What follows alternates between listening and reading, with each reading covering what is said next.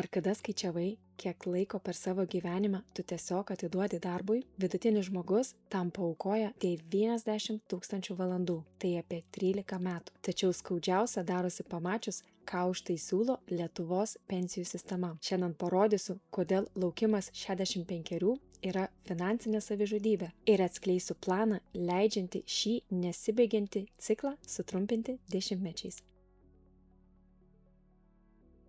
Sveiki, aš Auksė. Nors naujausi statistikos duomenys rodo, kad vidutinė gyvenimo trukmė Lietuvoje siekia beveik 75 metus, skaudi realybė yra ta, jog sveiko ir kokybiško gyvenimo trukmė siekia vos 64 metus. Taigi, jei tu išeini į pensiją 65, tavo aktyviausi ir sveikiausi metai greičiausiai jau yra praeityje. Tu paaukoji geriausią gyvenimo dalį tam, kad laisvę gautum tada, kai sveikata tiesiog nebeleidžia ją pilnatviškai mėgautis. Pamačiusi šios skaičius, mane ištiko lengvas šokas. Mes tiesiog atiduodame savo auksinius metus nesibaigiančiai darbo rutinai ir gyvename viltimi, kad valstybė mumis senatvėje pasirūpins. Būtent todėl planuoti savo finansinę laisvę privalai gerokai anksčiau, kol dar turi jėgų šią laisvę džiaugtis. Panagrinėkime tą 90 000 valandų statistiką. Žmogus vidutiniškai dirba 40-45 metus. Jei po studijų įsidarbini būdamas 22 ir nepertraukiamai dirbi iki 65,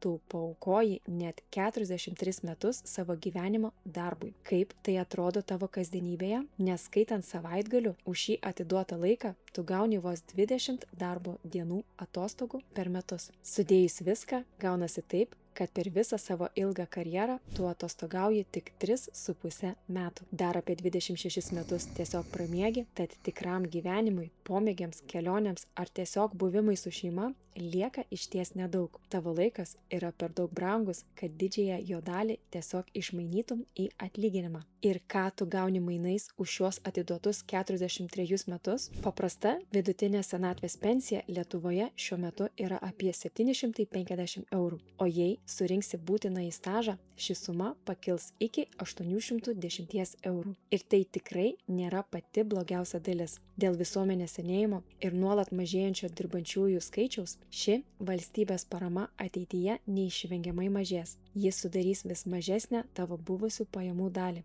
Todėl pasikliuvimas valstybė tampa labai rizikingu žaidimu su savo paties ateitimi. Beje, jei dar dvejoji dėl antros pensijų pakopos, kviečiu po šio epizodo peržiūrėti šiai dilemai dedikuotą mano video. Nuorodą palikau ekrano dešinėje ir aprašyme. O dabar grįžkime prie to, ką galime kontroliuoti patys. Pradėti kontroliuoti savo pinigus iš pradžių gali atrodyti beprotiškai sunku. Aš pati ilgą laiką buvau įsitikinusi, kad investavimas skirtas tik išrinktiesiems, bet pažvelkime į mano viešą eksperimentą pavadintą Projektas 500. Čia aš kiekvieną mėnesį investuoju po 500 eurų nuo šių metų vasario mėnesio. Jei epizodo apie jį dar nematei, aprašyme palikau nuorodą, kur šį projektą pristatau ir atlieku savo pirmąjį pirkimą. Suprantu, kad 500 eurų kas mėnesį kai kam gali atrodyti kaip didelė suma, bet šis eksperimentas tėra pavyzdys, rodantis, kaip veikia pati sistema. Investuojamą sumą tu visada gali prisitaikyti pagal savo asmeninės galimybės. Grįžtant prie valstybinės 810 eurų pensijos, turint būtinąjį stažą, paskaičiuokime, kokio kapitalo man iš tikrųjų reikia, kad gaučiau tokią sumą į rankas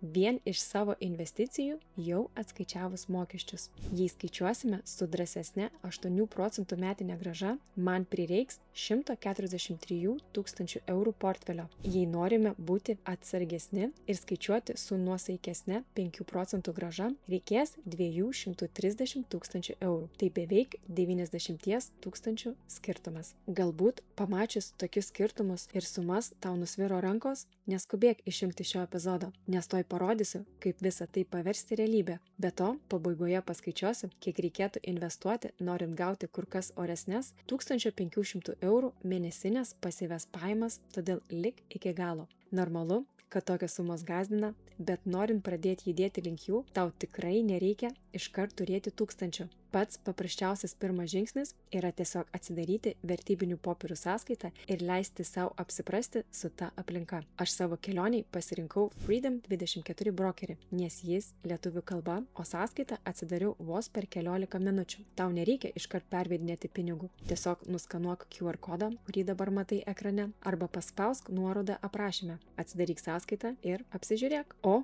kai jausies drąsiau, galėsi žengti ir antrą žingsnį. Ir kai tą žingsnį žengsi, pažiūrėkime, per kiek laiko su savo projektu 500 aš planuoju sukaupti šias didesnės sumas. Pradedant nuo nulio ir kas mėnesį investuojant po tuos 500 eurų su 10% metinė grąža, 158 000 eurų ribą aš pasieksiu per 13 metų. Ši suma jau viršė mūsų pirminį minėtą 143 000 tikslą. Nors turiu pabrėžti, kad praeities rezultatai negarantuoja ateities pelno. O jei norėsiu sukaupti 235 000 kapitalą, man reikės 16 metų. Skaičiai kalba patys už save. Valstybei tu atiduodi 43 metus varginančio darbo dėl 810 eurų, o investuodamas lygiai tokį patį rezultatą gali susikurti pats per 13 ar 16 metų, tiesiog pritaikęs šią sistemą savo. Tačiau čia privalau nuimti rožinius akinius ir parodyti kitą medalio pusę. Skaičiuoklės rodo tobulą linijinį augimą į viršų, o tikrovėje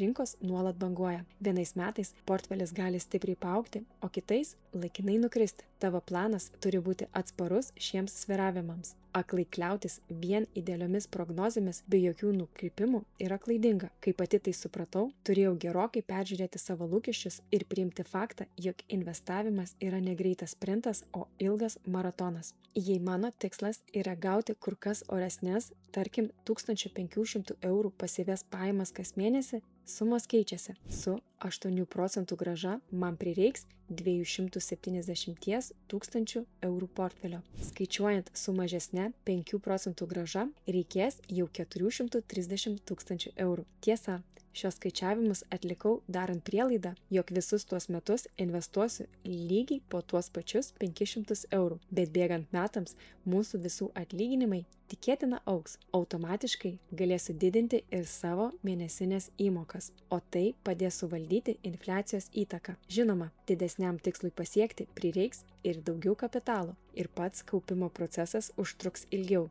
Bet net ir šis scenarijus leis man ir tau atgauti savo laisvę ištisais dešimtmečiais anksčiau, nei dirbant tik tradicinį darbą iki pat 65. Bet kantrybė nereiškia sėdėti sudėjus rankas. Privalai nustoti spėlioti ir pažiūrėti tiesiai į akis, nes laikas nelauks, kol tu dvejosi. Viltis, kad viskas kažkaip susitvarkys, nėra strategija. Tai tiesiog savęs apgaudinėjimas. Tau reikia tikslaus plano. Būtent todėl atsidaryk investavimo ar pensijos skaičiuoklę. Pavyzdžiui, fl.lt puslapyje. Aš pati jas nuolat naudoju, planuodama savo ateitį. Susivesk savo pajamas, norimą rezultatą ir tiksliai pamatyk, ką reiškia kiekviena tavo pradelsta diena. Kai finansiniai skaičiai tampa aiškus, neišvengiamai susidurime su labai rimtu psichologiniu iššūkiu.